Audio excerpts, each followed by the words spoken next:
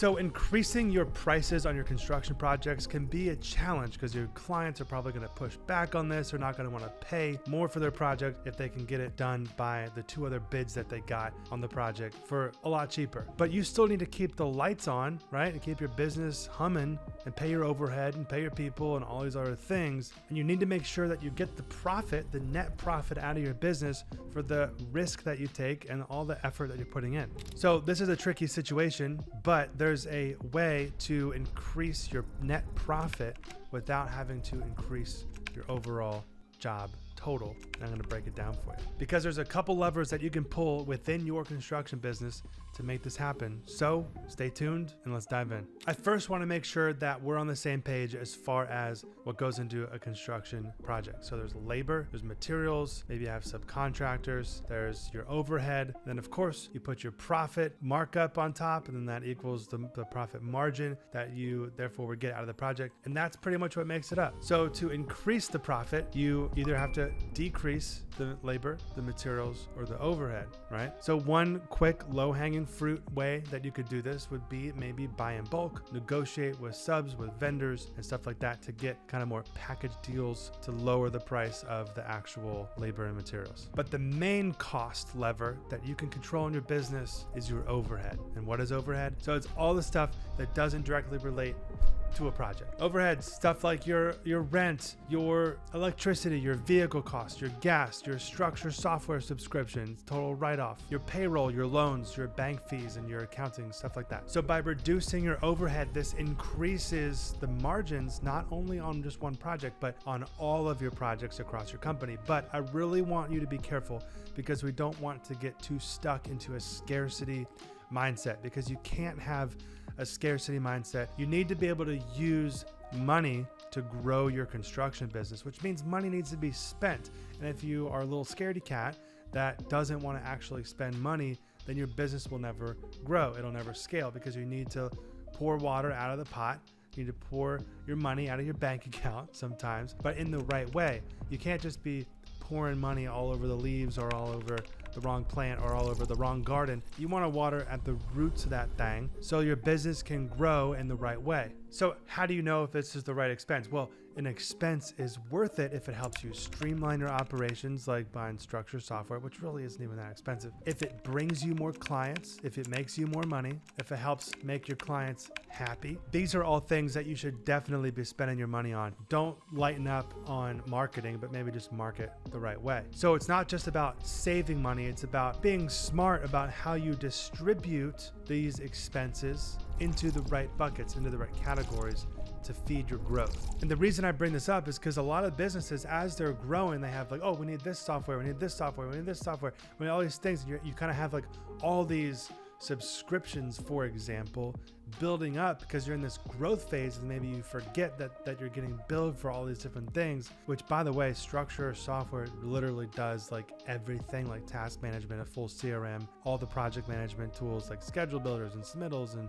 subcontracts and logging all your expenses and QuickBooks integration and everything that you need, as well as all of the internal operations stuff to manage your team and onboard them properly and have all your SOPs documented. It's the full gamut. There's even a community in there, so you don't even need social media anymore. Just hop into Structure and use the community as your social media. Get rid of all those extra peripheral subscriptions and other expenses in your overhead. Look at your overhead report, pull a profit and loss and go to the overhead section and be like, dang, I didn't even realize that we were spending so much in this area. Let's kind of trim the fat for things that we aren't using, not things that are helping you grow or helping you streamline or helping you make more money. So at the same time as all of that, the next tip is to improve your company's infrastructure, right? Better sales training, better marketing, streamline everything, upgrade your technology, investing in better systems, developing more robust processes. Maybe you want to hire another sales rep because that's going to grow your revenue. These are all the types of things that are going to help you become more streamlined, which actually can reduce the overall cost of running construction projects because everything is flying through the process, everything's streamlined. I want you to picture your company as an athlete, If all that athlete ever did was just diet and just cut down to the bone, and he was just skinny and he couldn't perform, then he wouldn't be able to do his job, right? That athlete wouldn't be able to perform at the highest level. So you have to have the right nutrients and the meat and the protein and the vegetables and all the good healthy carbs and everything that you need to spend money on the right thing so it can function as a whole and be a healthy organism, because your business is really just like an organism. But what we don't want for your business is too much belly fat, right? We want functional muscle mass that can perform at the highest level, and not carrying around a whole bunch of unnecessary fat and skin and all this stuff that isn't going to help your business perform at the highest level, being lean and mean, but not sleep deprived, calorie deprived, doing everything yourself, not hiring that office manager, not hiring that superintendent, not having a great estimator on your team, not having a project manager that knows this stuff, that can build a great schedule. So you need to have a healthy company. So this video is called How to Increase Your Profit Margins Without Increasing Your Prices, but I want to touch on a super crucial aspect that I see way too many contractors making this big mistake, and it's lowering your prices. If you want to keep your margins healthy, don't lower your prices. Don't fall into the trap of, oh, well, I'm going to lower my price, because when it comes down to it, at the end of the day, if you just lower your price just to get another project and just to have that endorphin hit of making a sale, like great, and you kind of feel like, okay, great, I'm not gonna go out of business, and you got that scarcity mentality, and there's no point in getting a bunch of construction projects that you make no money on. That's not the definition of owning a successful construction company, because you only gain more work but not more money. And plus, clients are going to value, and they're going to perceive your value of your company as much higher if you don't just discount your prices because they asked. Like, oh, okay, yeah, sure, I'll knock 15 grand off the price, whatever.